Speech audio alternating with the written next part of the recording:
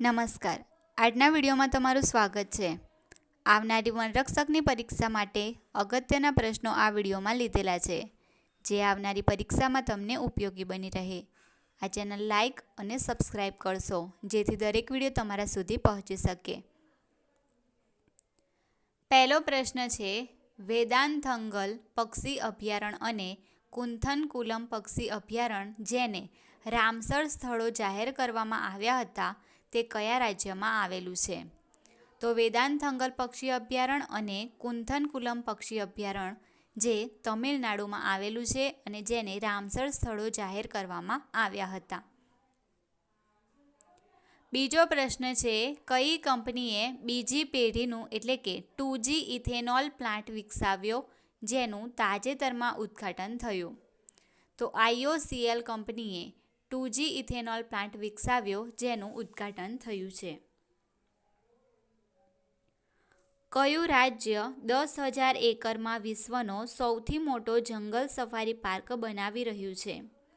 તો હરિયાણા રાજ્ય 10,000 એકરમાં વિશ્વનો સૌથી મોટો જંગલ સફારી પાર્ક બનાવી રહ્યું છે. ચોથો પ્રશ્ન છે, એકંદર પર્યાવરણીય કામગીરી અંગે centre for science and environment એટલે કે CSEના અહેવાલમાં કયું રાજ્ય ટોચ પર છે? તો તેલંગાણા રાજ્ય એકંદર પર્યાવરણીય કામગીરી અંગે સેન્ટર ફોર સાયન્સ એન્ડ એન્વાયરમેન્ટમાં ટોચ પર રહ્યું છે. પાંચમો પ્રશ્ન છે, સ્વર્ણિમ હિમાલય અભિયાન સાથે કયું રાજ્ય સંકળાયેલું છે? તો સ્વર્ણિમ હિમાલય અભિયાન સાથે હિમાચલ પ્રદેશ રાજ્ય સંકળાયેલું છે. ભારતમાં તાજેતરમાં ટામેટાની ઉપજમાં થયેલો ઘટાડો કોને લીધે છે? તો ભારતમાં ટામેટાની ઉપજમાં ઘટાડો થયો તે ટોમેટો મોઝેક વાયરસને લીધે થયો છે. માસ્ટાઇટિસ જે સમાચારમાં જોવામાં આવ્યું હતું, તે કોના દ્વારા થતો રોગ છે? તો માસ્ટાઇટિસ જે બેક્ટેરિયા દ્વારા થતો રોગ છે. હાલમાં સમાચારોમાં રહેલ કમલાકોંડા વન્યજીવ અભયારણ્ય કયા રાજ્યમાં આવેલું છે? તો કમલાકોંડા વન્યજીવ અભયારણ્ય જે આંધ્રપ્રદેશ રાજ્યમાં આવેલું છે. રાષ્ટ્રપતિ દ્રૌપદી મુર્મુએ કયા રાજ્યના કયા રાષ્ટ્રીય ઉદ્યાન અને ટાઈગર રિઝર્વ ખાતે પ્રોજેક્ટ એલિફન્ટના 30 વર્ષ પૂરા થવાના અવસર પર ગજ ઉત્સવ 2023માં ભાગ લીધો હતો? તો જવાબ છે કાઝીરંગા નેશનલ પાર્ક અને ટાઈગર રિઝર્વ, આસામ ખાતે. ભારતનું 33મું હાથી અનામત કયું છે? તો 33મું હાથી અનામત છે તરાઈ હાથી અનામત, ઉત્તર પ્રદેશ. મેંગ્રોવ ઇકોસિસ્ટમના સંરક્ષણ માટેનો આંતરરાષ્ટ્રીય દિવસ દર વર્ષે ક્યારે ઉજવવામાં આવે છે? તો 26 જુલાઈએ મેંગ્રોવ ઇકોસિસ્ટમના સંરક્ષણ માટેનો આંતરરાષ્ટ્રીય દિવસ દર વર્ષે ઉજવવામાં આવે છે.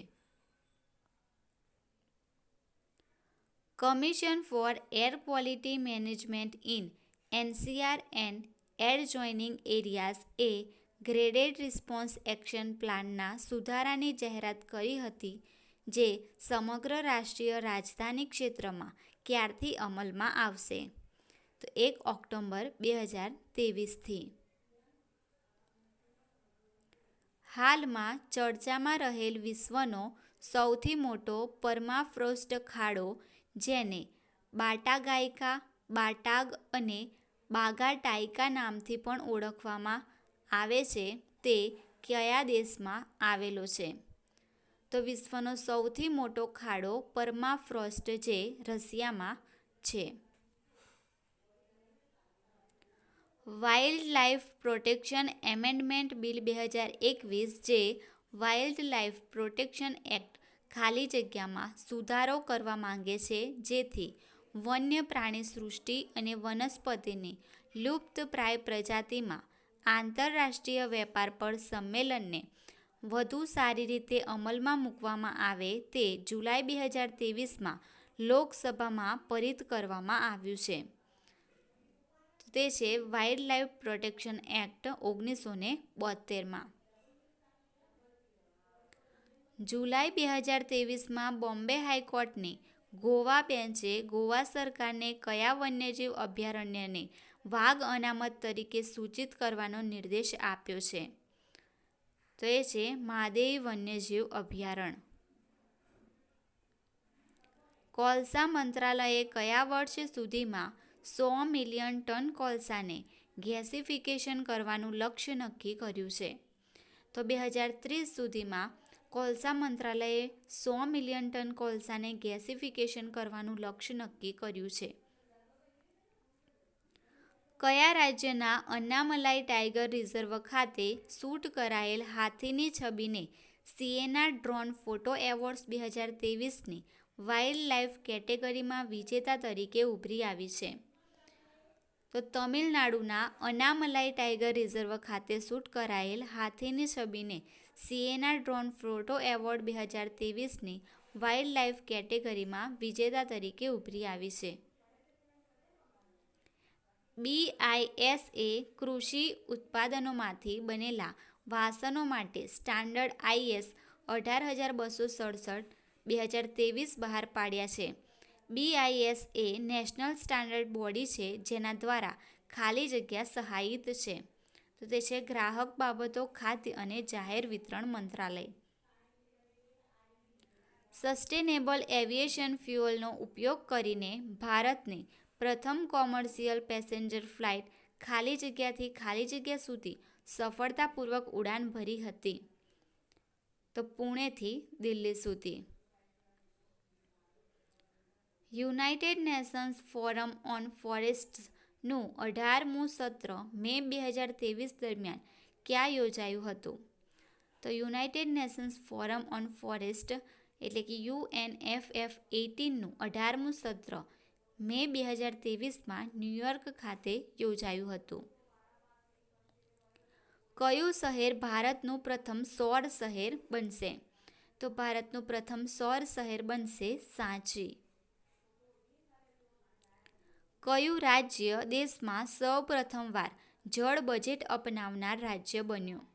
તો કેરળ રાજ્ય દેશમાં સૌ પ્રથમવાર જળ બજેટ અપનાવનાર રાજ્ય બન્યું છે. કયા રાજ્યમાં બારગઢ અને બાલાંગીર જિલ્લામાં આવેલી ગંધમર્દન હિલ રેન્જને જૈવ વિવિધતા હેરિટેજ સાઇટ તરીકે જાહેર કરવામાં આવી છે? તો બારગઢ અને બાલાંગીર જિલ્લામાં આવેલી ગંધમર્દન હિલ રેન્જને જૈવ વિવિધતા હેરિટેજ સાઇટ તરીકે જાહેર કરવામાં આવી છે. તે ઓડિશા રાજ્યમાં આવેલું છે. ગુજરાતનું પ્રથમ agro radiation processing facility unit ક્યાં સ્થાપવામાં આવ્યું છે? તો બાવળા ખાતે ગુજરાતનું પ્રથમ agro radiation processing facility unit સ્થાપવામાં આવ્યું છે. ભારતમાં પ્રથમ ફોરેસ્ટ યુનિવર્સિટીની સ્થાપના કયા રાજ્યમાં કરવામાં આવશે? તો તેલંગાણા રાજ્યમાં ભારતની પ્રથમ ફોરેસ્ટ યુનિવર્સિટીની સ્થાપના કરવામાં આવશે.